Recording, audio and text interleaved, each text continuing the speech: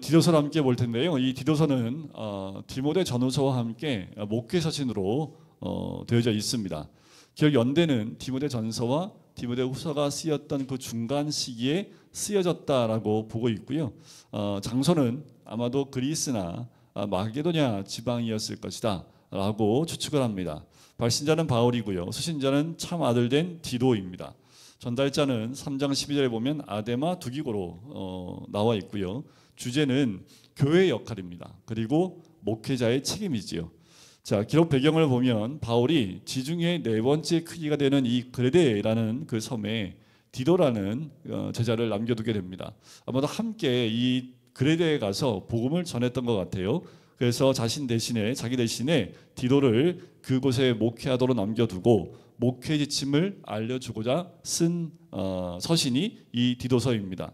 근데 이 그레데라는 그 섬에 사는 사람들이 굉장히 좀 아마도 당시에 거짓과 부도덕으로 악명 높았던 사람들이었던 것 같아요. 오직하면 1장 12절에 보면 그레데인은 항상 거짓말쟁이라는 말이 표현될 정도입니다. 그러니까 도덕적으로 많이 타락해 있었던 그 섬이라고 볼 수 있지요. 교리적으로도 심각한 이단 사상의 공격을 받는 곳이기도 합니다. 목적을 보면 목회자인 디도를 격려하면서 바른 신앙을 정립하고 교회 질서를 확립하는 것이 목적입니다. 이때 당시에 모든 교회들, 이 아시아권에 있었던 교회들, 그리고 유럽에 채워진 모든 교회들의 문제점이 이단들이 많이 침투해 들어왔기 때문에 문제가 됐고, 교회가 처음 세워졌기 때문에 교회 질서를 세우는 것이 쉽지 않았습니다. 그래서 교회 질서를 세우는데 교회의 어떤 질서를 확립하기 위해서 그곳에 맞는 말씀을 전하는 거지요. 그리고 성도의 바른 삶을 교훈하는 것이 기록의 목적이 됩니다. 특징을 보면 목회서신, 그런데 좀 교리적인 목회서신이라고 해서 이에 구원에 대한 부분도 언급이 됩니다. 짧은 서신이지만. 그리고 디모데 전서와 많이 흡사한 책이 디도서이고요. 그리고 그레데 선지자의 글을 인용한 유일한 서신이기도 합니다.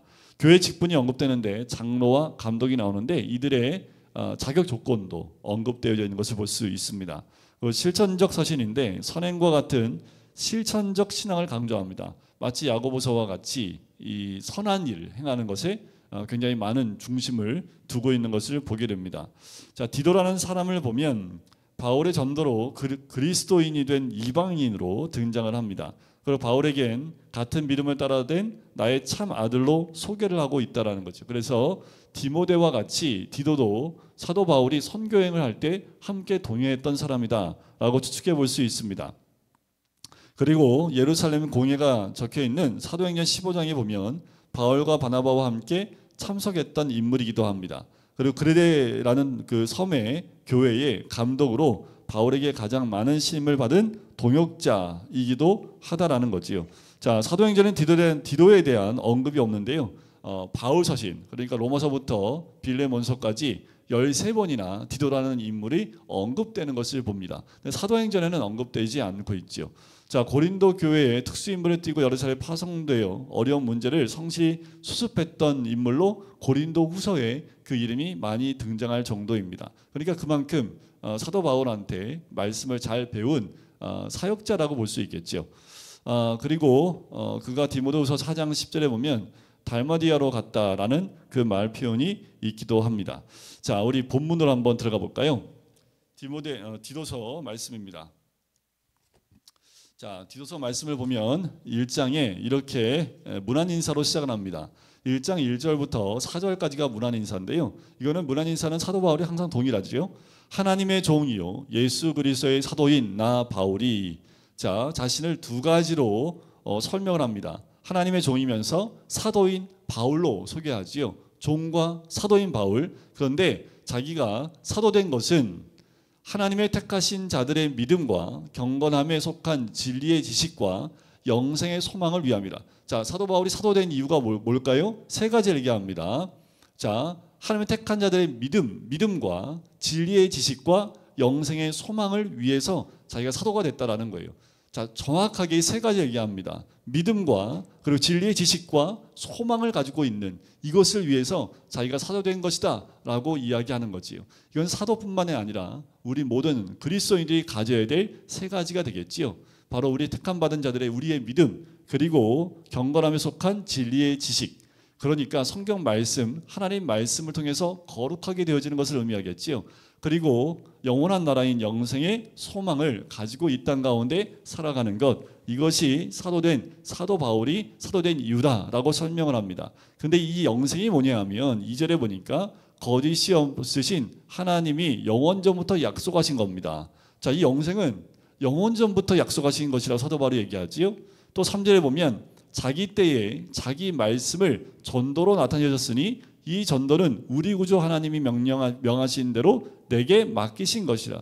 자, 그 영생에 대한 부분을 소개하면서 결국 그것을 누구한테 맡기신 거예요? 사도 바울한테 맡긴 거예요. 어떤 형식으로요? 전도라는 형식으로 맡기신 겁니다. 자기의 말씀을 전도로 나타내셨으니 그 전도를 나타내기 위해서 나에게 맡기셨다라는 거예요. 그러니까 사도 바울이 한 사명 가운데 가장 중요한 게 뭐냐면 하나님 말씀, 바로 주님의 말씀을 전도로 드러내는 것이다 라고 이야기하는 거지요. 자, 그러면서 같은 믿음을 따라 나의 참 아들 된 디도에게 편지한다 라고 소개를 합니다. 자, 받는 대상이 디도라는 것을 이야기하고 있지요. 자, 이제 5절부터는 본격적으로 들어가면서 자, 내가 너를 그레데에 남겨둔 이유를 얘기합니다. 그 남겨둔 이유가 뭐냐면 남은 일을 정리하는 거지요. 자, 이 남은 일이라는 것은 뒤에 보면 이제 10절 뒤에 보면 그 내용들이 나오는데 거짓 교사들로 인한 교회가 혼란한 일, 그리고 입술로만 믿고 행위가 없는 이런 남은 일들을 정리하게 하기 위해서 널 남겨놨다라는 거지요. 그리고 내가 명한 대로 각 성의 장로들을 세우게 하려 함이라는 거지요. 아마도 그레데라는 그 섬 안에 아마도 교회들이 좀 있었던 것 같아요. 그래서 내가 명한 대로 각 성의 장로들을 세우게 하는 건데, 장로를 어떤 사람이 장로인지 1장부터 그 장로의 자격에 대해서 6절부터 9절까지 이야기를 합니다.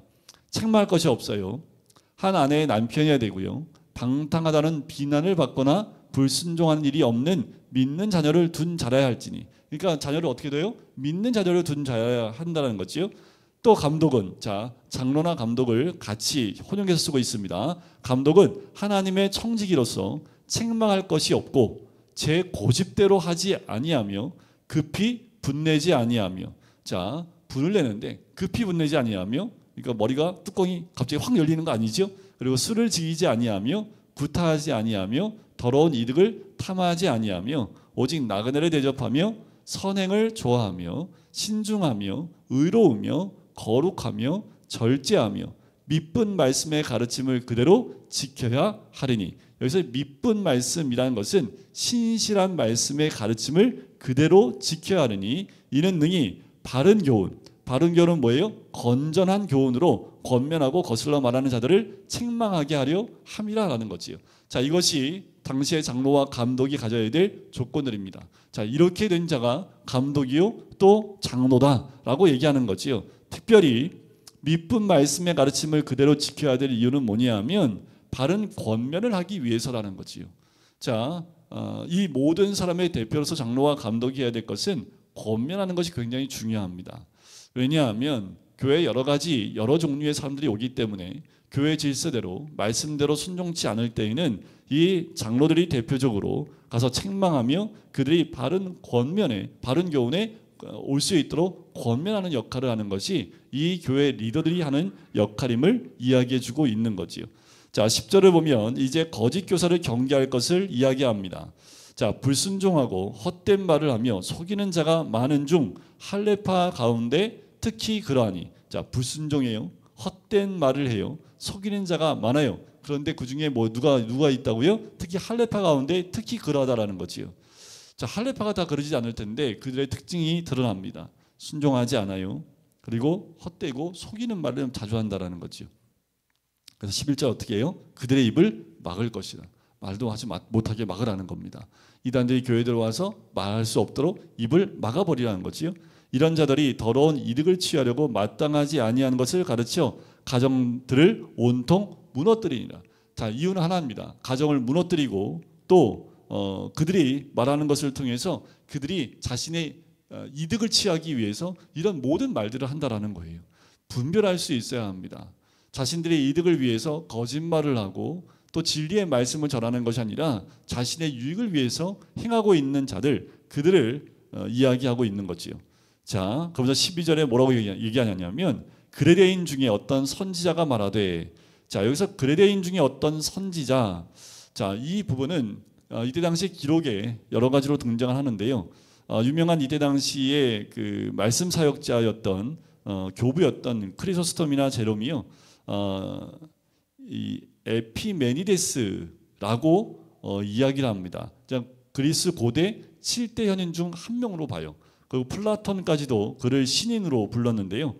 성경적 선지자가 아니라 그때 당시에 모든 사람들이 선지자라고 불려지는 사람, 그러니까 성경적인 선지자가 아니라 당시에 일반 모든 사람들이 선지자라고 불리는 그런 사람, 그 사람 바로 그레데인 중에 어떤 한 선지자가 말하는데, 그레데인은 항상 거짓말쟁이요, 악한 짐승이요, 배만 위하는 게으름뱅이다. 그레데인 사람들의 특징을 이렇게 표현을 하지요. 여러분들, 우리 금강교회는 어떻게 표현이 될까요? 여러분들, 어디 가나 공동체에는 그 공동체의 색깔이 있지요. 가정도 가정의 색깔이 있습니다. 모든 공동체나 가정이나 교회나 어떤 지역이나 그 지역을 대표하는 모습들이 이렇게 등장할 수 있습니다. 그런데 그레데인들은 거짓말쟁이고 악한 짐승이고 배만 위하는 게으름뱅이라고 사도 바울이 얘기한 게 아닙니다. 그냥 일반적으로 선지라고 하는 사람들의 입에서 나오는 말씀, 모든 사람들 가운데 통용되는 말이라는 것을 그냥 인용해 오는 거예요. 자, 그런데 이 말을 전하면서 사도 바울이 뭐라고 합니까? 13절에 이 증언이 참되다라고 얘기합니다. 참되도다.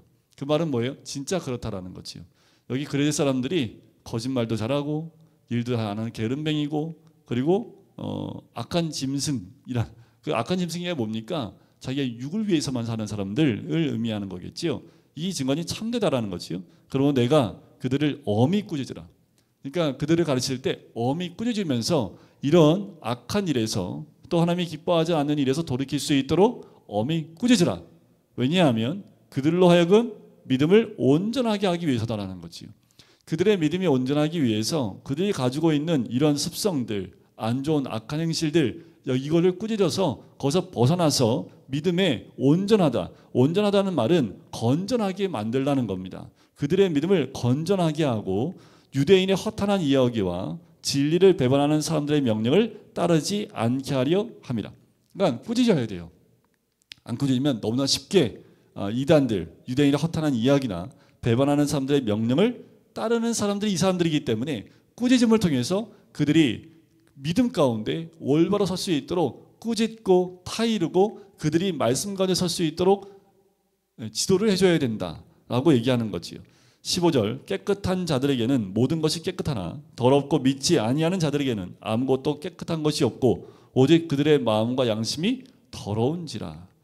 깨끗한 자에게 모든 게 깨끗하지만 더럽고 믿지 아니하는 자들에게는 깨끗한 것이 있을 수가 없지요. 자, 그러면 16절 굉장히 중요한 말을 합니다.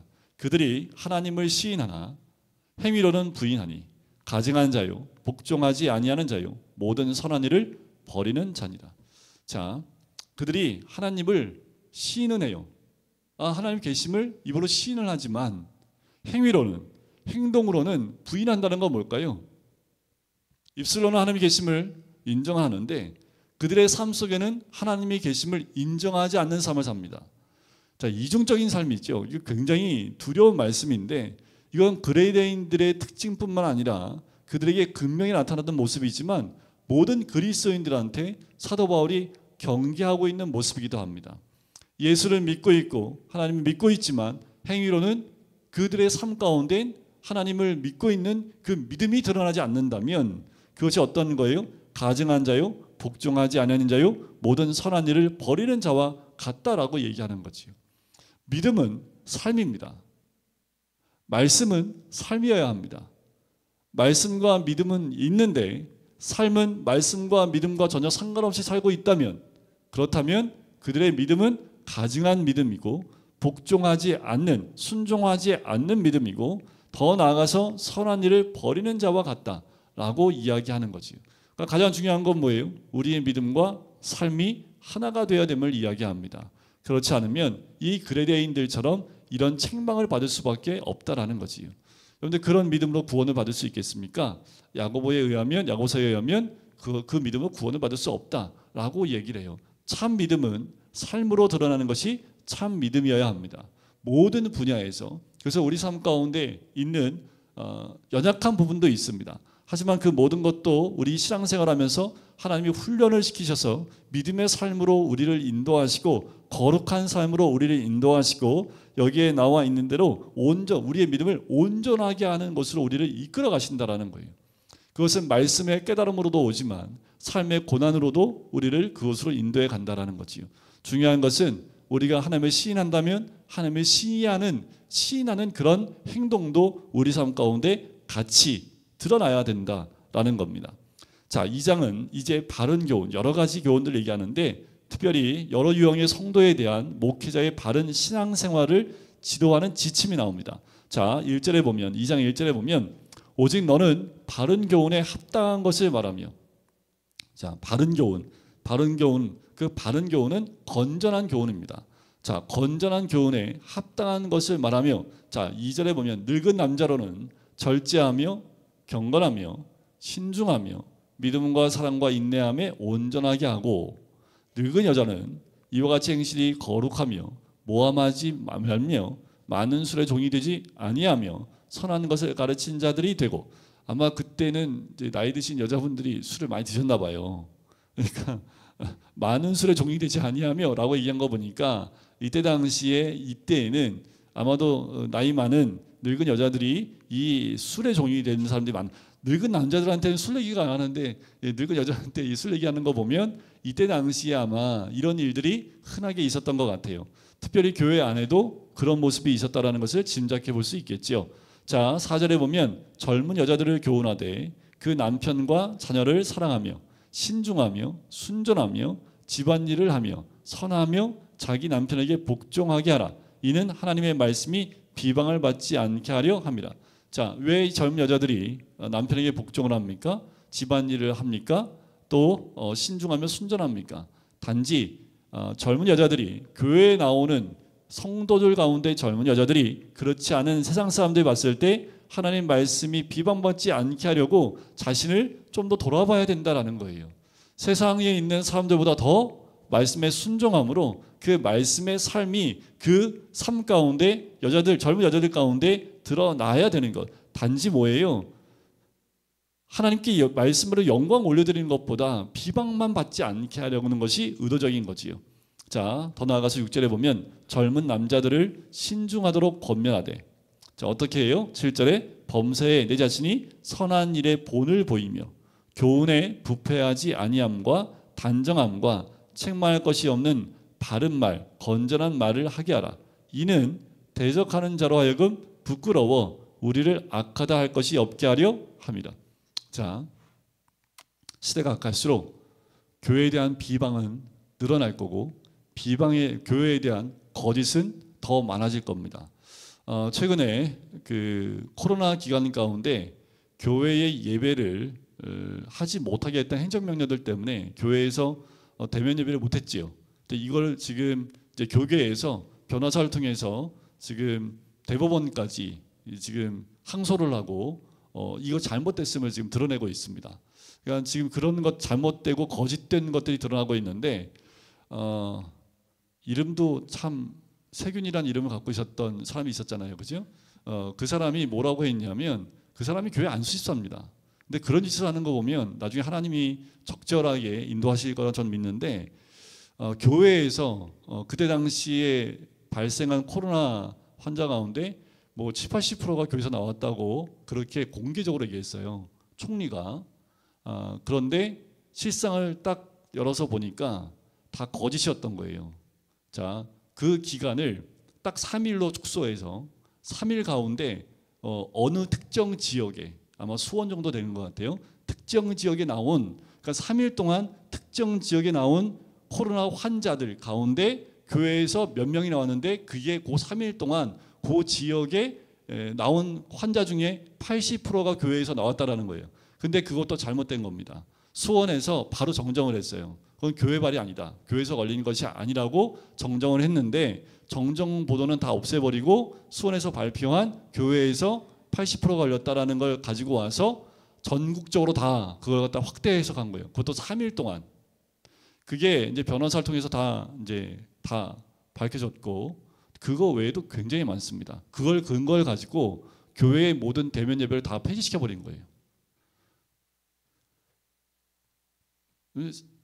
웃기지 않으세요? 지금 저희가 이렇게 앉아 있는 것도 마스크를 끼고 앉아 있으면 전혀 감염이 안 됩니다. 어떻게 알 수 있냐면 코로나 기간에도 회사에 출근하는 사람들은 다 버스하고 지하철을 타고 다녔습니다. 그래서 아침에 8시부터 9시, 7시 반부터 8시 반 사이에 한번 지하철 타보세요. 코로나 기간이라고 사람들 전철 안 타고 다녔습니까? 다 마스크하고요. 다다다닥 붙어서 탔는데 한 명도 걸린 사람이 없대요. 말이 안 되죠. 교회는 2m 아니 아예 한 공간 안에 모여있지 못하게 하고 노래도 못 부르게 했습니다. 그러니까 교인들이 밖에 나가서 모이는 것도 못 모이게 했습니다. 그러니까 교인들은 항상 보균자라는 거죠. 그러니까 이런 거짓된 것들이 앞으로 더합니다. 여러분들 보세요. 이제 앞으로 가면 갈수록 때가 가까이 올수록 교회에 대한 믿는 사람에 대한 거짓 정보나 거짓된 말들은 더 많아질 겁니다. 그럼 어떻게 해야 되나요? 저희가 여기에 나와 있습니다. 우리가 어떻게 해야 돼요? 그 비방이나 공격이 많을 때 대적하는 자라 하여금 부끄러워 우리를 악하다 할 것이 없게 하는 뭐가 있어야 됩니까? 우리의 모습이 있어야 합니다. 우리의 삶이 있어야 합니다. 그러니까 이런 거예요. 야, 다른 교회는 다 그런데 금강교회 성도들은 안 그래 라는 말이 나올 정도로 우리의 삶의 모습이 믿지 않는 사람들보다 더 월등한 바른 삶을 살고 있으면 아무리 밖에서 뭐 정부나 아니면 다른 기관에서 교회에 대해서 싸잡아서 거짓된 말들을 한다 할지라도 우리 교회 주변에 있는 사람들은 이건 아니야 라고 말할 수 있을 정도로 교회 성도들이 삶 가운데 바른 삶, 말씀에 근거한 바른 삶, 오히려 이때 당시는요 어떤 지금처럼 법적인 것들이 그렇게 많이 있지 않았었기 때문에 성경 말씀의 법대로 사는 것은 굉장한 어떤 삶의 기준이요 굉장히 높았습니다. 지금은 각 나라마다 헌법이 있는 거 아니죠. 우리나라 헌법이 있고 법률 체계가 있잖아요. 거기에 어긋나면 어떻게 됩니까? 다 법률 위반하는 것으로 잡혀가지요. 그래서 어느 정도의 도덕적인 삶이 이게 기본이 되어 있습니다. 여러분들 우리가 인도 이 동남아시아에 가면요 완전 달라요. 우리나라 사람들의 어떤 삶의 그 법 준수 그 개념을 가지고 중국이나 이런 데 살면요 우리는 월등한 굉장히 선진국에 살다 온 사람처럼 느껴집니다. 우리 몸에 이런 법의 근거가 되어 있기 때문에. 그런데 이때 당시에는 이런 법이 특별히 되어 있지 않은 이 상황 가운데에도 하나님 말씀대로 순종하고 사니 지금도 하나님 말씀대로 순종하고 살면요 이 땅에 있는 사람들보다 더 도덕적이고 더 월등한 어떤 가치 기준 자체가 위에 있기 때문에 다른 사람들이 왔을 때는 이상하게 보일 정도로 굉장히 도덕적인 삶을 살 수밖에 없습니다. 그래서 청교도들이 모여 살았던 이유는 뭐냐면 그들이 모여 산 그들의 삶의 모습을 보면서 주변에 있는 사람들이 부러워할 정도예요. 왜냐하면 그 안에는 불법이 없거든요. 왜 많은 사람들이 이 시대에 히브리인으로 특별히 유대교로 많은 사람들이 전향을 했었냐 하면은 많은 사람들 이 우상을 섬기는 자신들의 신을 섬기는 그 나라에 보면 굉장히 추잡합니다. 성적으로 다 무너져 있는 그들의 사회인데 유대인들은요 유일신 하나님을 섬기는데 굉장히 도덕적입니다. 일부 일처예요. 그리고 음란함이 있으면 다 돌에 맞아 죽습니다. 그러니까 굉장히 도덕적으로 유대인들이 굉장히 깨끗한 삶을 사는 것을 보고 많은 이방인들이 보고 동경을 했기 때문에 유대교로 많이 전향을 했습니다. 유대교보다 우리가 더 주의 말씀 가운데 순종하여 살게 된다면 여기에 나와 있는 대로요 8절에 나와 있는 대로 책망할 것이 없는 바른 말을 하게 하라. 이는 대적하는 자로 하여금 부끄러워 우리를 악하다 할 것이 없게 하려 합니다. 우리의 삶을 통해서 많은 사람들이 우리가 악하지 않음을 우리가 오히려 그들의 악함을 우리의 삶을 통해서 드러내 보이는 거지요. 이때 당시에도 많은 그리스도인들 가운데 이런 악한 그러니까 그 기독교인을 공격하고 하는 부분에 무력적으로 반응했던 단체도 있지만 그냥 순교당하는 단체들도 있었습니다. 시간이 지날수록 순교 자리에 있었던 그 순교를 통해서 더 많은 그리스도인들이 드러나기 시작을 했던 거지요. 우리가 이 시대에 해야 될 건 뭐냐 하면 말씀의 순종함을 통해서 하나님의 살아계심을 그냥 드러내 보이는 거예요. 우리의 각자의 삶 가운데 말씀에 순종하는 삶, 말씀대로 따라가는 삶을 통해서 그 바른 모습을 통해서 믿지 않는 세상 사람들이 보고 뭔가 다르다는 것을 알게 해야 된다는 거예요. 그런데 오히려 세상 사람들이 교회 안에 더 불법이 많다라고 생각하게끔 만들어 버린다면 오히려 우리 안에 더 철저하게 이 법적으로, 세상 법적으로, 아니요, 그보다 더 깨끗한 모습들이 우리 가운데 있어야 된다는 거지. 그렇지 못하면요, 서로 꾸짖어주고 서로 그 말씀에 순종할 수 있도록 꾸짖고 그 자리로 나갈 수 있도록 인도해 주는 것이 우리가 해야 될 역할이기도 하지요. 11절부터 15절까지는 성도의 성화의 동기 및 목회자의 성도신앙 교육의 자세를 이야기해 주고 있습니다.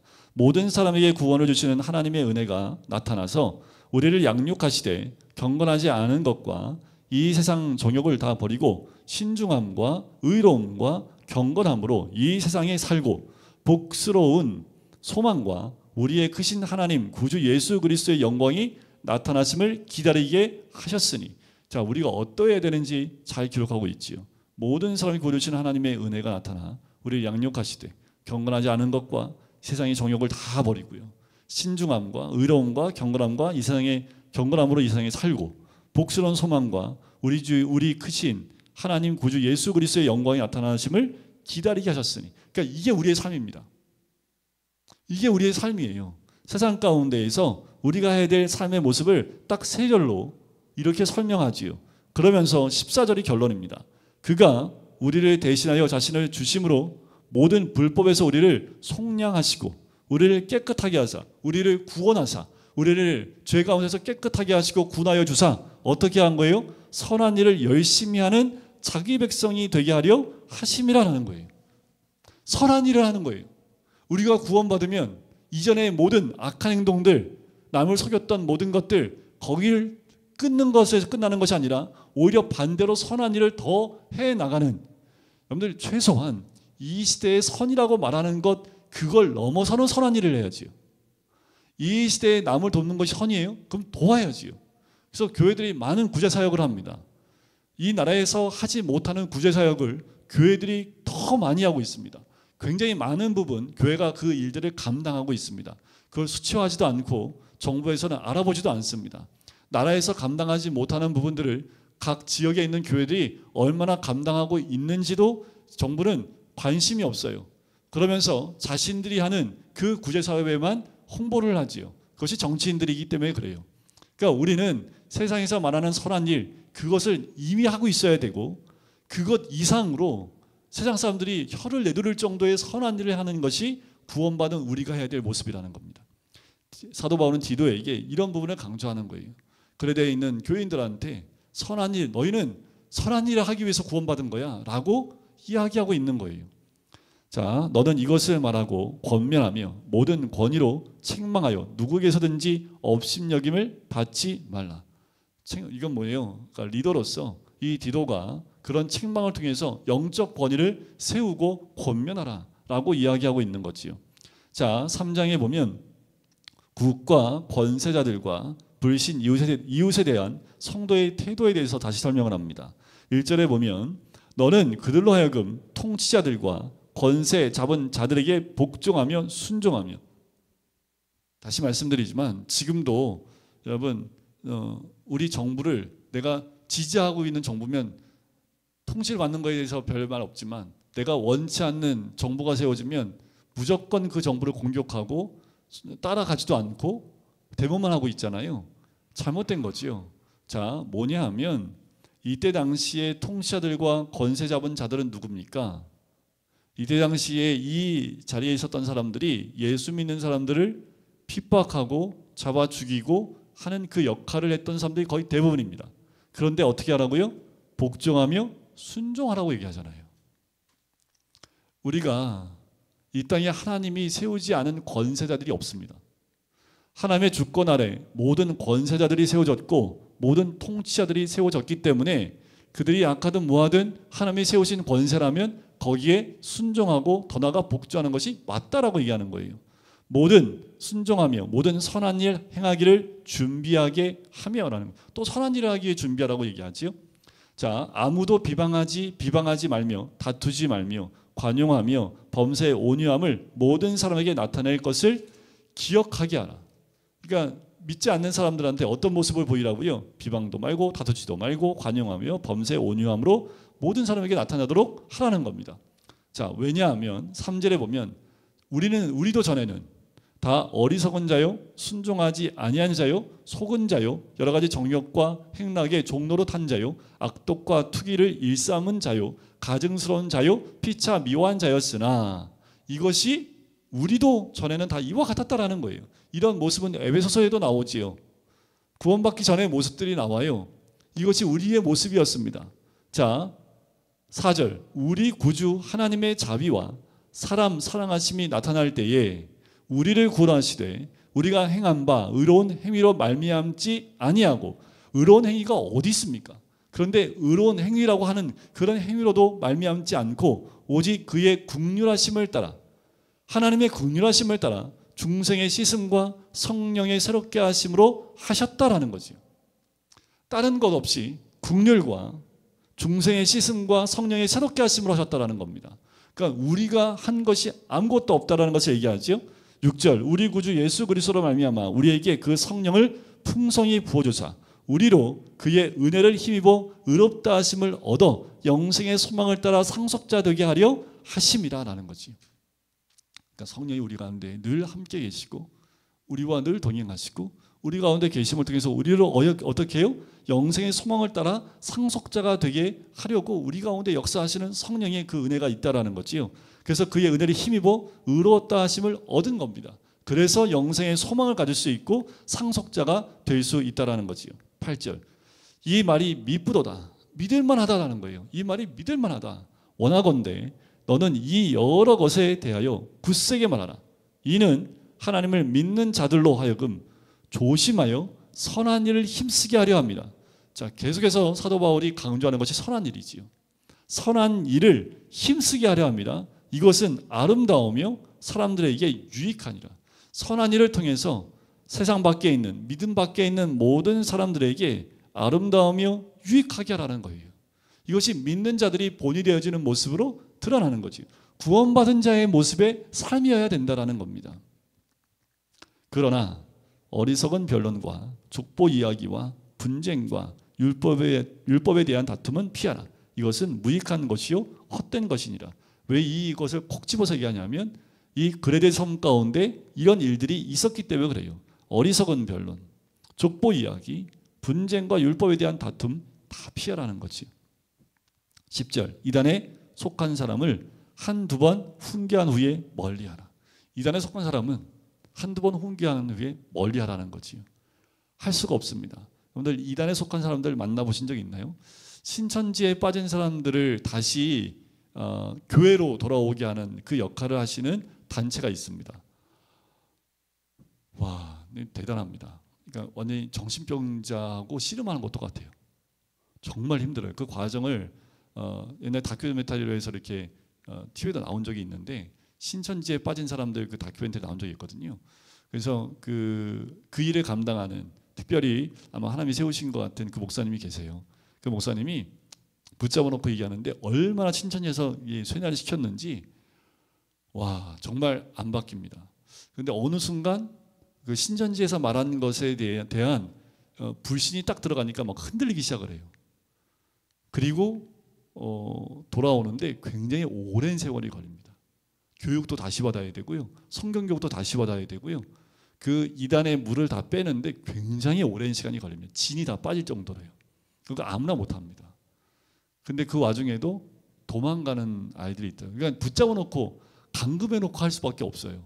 나가면 신천지 이단으로 바로 들어가면 찾을 수가 없습니다. 그러니까 부모가 자식을 만나기 위해서 신천지에 가는데 내주지를 않아요.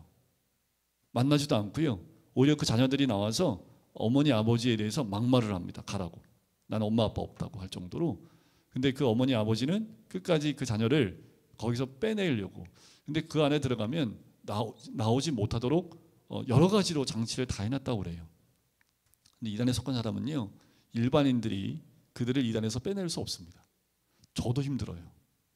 그건 이단에 대한 특별한 교육이 되어 있지 않으면요, 이단에 든 사람들을 다시 교회로 믿음으로 들어오게 하는 건요 정말 못합니다. 그러니까 여러분들 이단이 오면 그냥 탁 잘라내셔야 합니다. 여러분들 이단이라고 구분이 되어질 것 같고 냄새 나면 일단은 딱 선을 긋고 저한테 오시면 제가 분별해 드릴게요.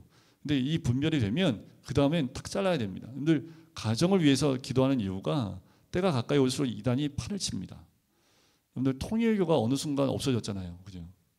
어느 순간 왜요? 그 교주가 죽고 나니까 그 안에서 막 분열이 일어나고, 근데 신천지도 그럴 가능성이 되게 높지요.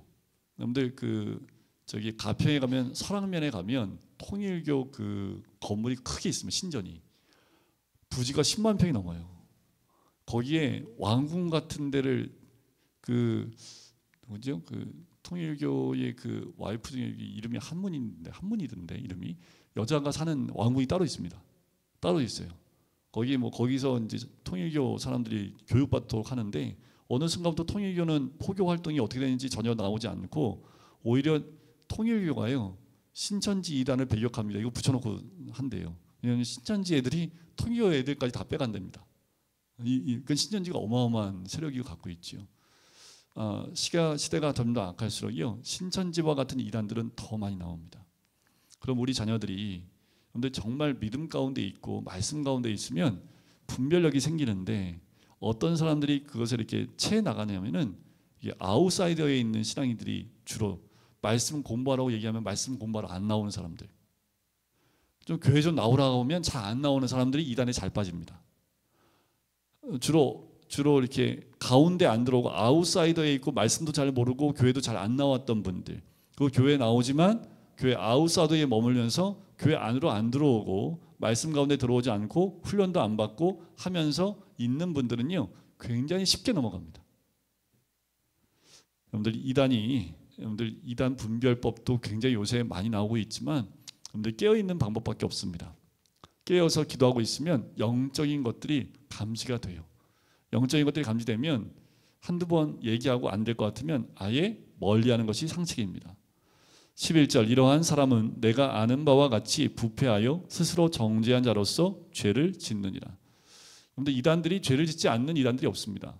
이단들의 가장 큰 특징은요 성적으로 다 무너져 있습니다. 그리고 그러니까 부모와 자녀의 그런 이 가정을 다 파괴시켜 버립니다. 이재록 죽었잖아요. 감옥에서 이게 몸이 안 좋아서 아마 병 걸리면 이제 잠깐 나오죠.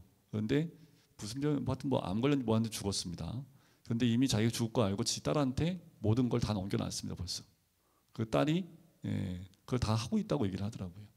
그러니까 그 안에 들어가면 참 추잡합니다. 가장 파괴적인 게 뭐냐면 돈에 대한 부분들이 이단 들어가면 가장 얽혀 있는 게 돈과 성적인 것들입니다. 여기서 벗어나지 못해요. 얼마나 정죄한 자로 죄를 짓느니라. 죄를 지을 수밖에 없는 구조로 되어져 있다라는 거지요. 12절 내가 아데마나 두기고를 내게 보내리니 그때 내가 급히 니고볼리로 내게 오라. 내가 거기서 겨울을 지내기로 작정하였느니라. 니고볼리는 이쪽 그러니까 드로아에서 배를 타고 넘어가면 네아폴리부터 시작해서 이렇게 넘어가는데 아마 그 근처라고 보는데 니고볼리에서 겨울 지내기로 작정을 했다고 얘기하지요. 13절 율법교사 세나와 및 아볼로를 급히 먼저 보내요. 그들로 부족함이 없게 하고 또 우리 사람들도 열매 없는 자가 되지 않게 하기 위하여 필요한 것을 준비하는 좋은 일에 힘쓰기를 배우게 하라. 또 좋은 일이죠. 선한 일. 사도 바울이 많이 강조하고 있는 부분인 것을 보게 됩니다. 나와 함께 있는 자가 다 내게 문안하니 믿음 안에서 우리를 사랑하는 자들에게 너도 문안하라. 은혜가 너희 무리에게 있을지어다. 디도에게 이 편지를 쓰면서 특별히 그레데에 있는 신앙인들이 어떠한 삶의 자세를 살아야 되는지, 그레데에서는 아마 조금만 신앙적으로 살아도 굉장히 많은 선한 영향력을 끼칠 수 있었던 곳인 것 같아요.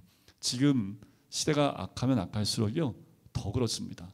우리가 말씀 안에 순종하여 살면 살수록 세상과 차별된 삶을 살 수밖에 없고 그런 삶을 살게 되어 있습니다. 우리가 이 말씀대로 특별히 선한 일을 열심히 하는 하나님의 백성이 되는 것, 그것이 우리가 살아나가야 될 삶의 모습이지요. 우리가 말씀에 순종하면 선한 일을 하는 건 당연한 겁니다. 주의 긍휼이 우리를 통해서 이 땅 가운데 흘러가기 때문에 그렇지요. 우리 안에 이 디도서의 말씀처럼 또 우리 각자의 직분대로 또 위치대로 우리가 가져야 될 모습도 회복하고 순종함을 통해서 우리에게 그리스도의 모습이 드러나시기를 주님의 이름으로 간절히 축원드립니다.